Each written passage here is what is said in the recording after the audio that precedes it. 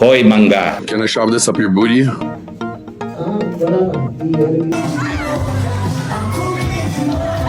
Pinatitigil ng COMELEC ang paggamit ng campaign jingle ni Mocha Uson.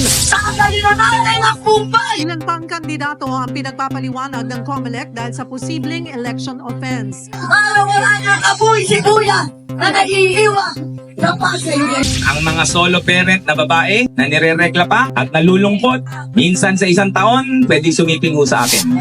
Ang solo parents, bibigyan natin ng libreng asawa. Pagpapaliwanagin ng COMELEC ang senatorial candidate na si Camille Villar at tumatakbong mayor sa Maynila na sina Isko Moreno at Sam Bersosa dahil sa umano'y vote buying. I-welcome ta po Secretary Senator Lapalan Benhur Abalos. Si dating Vice President Leni Robredo inendorso ang dalawang pambato ng administrasyon. Umalma ang ilang miyembro ng gabinete sa pagtrato sa kanila ng mga senador sa pagdinig tungkol sa pag-aresto kay dating Pangulong Duterte. No, we're not bullying you, sir. Nobody's bullying. We're not bullying you, sir. Sa Senate, paek-ek na lang nila. Hindi ako niniwala sa kanila. Bakit po? Itinanggi ni Attorney Harry Roque na siya ang mastermind sa pagpapakalat online ng tinaguriang polvoron video ni Pangulong Bongbong Marcos. Hoy, mangga. Do not make the mistake na iba ka sa iyong kapatid. Ang mangga hindi po pwedeng magbunga ng santol. Hindi niya ako binigo at hindi ko rin siya bibiguin. Hindi lang tayo mga Pinoy ang kumikilala ngayon sa West Philippine Sea. Back to 90s ang PBA sa kanilang 50th anniversary. Nag-viral ang isang coffee shop sa Taytay Rizal matapos silang tagtarin ng pambabatikos online.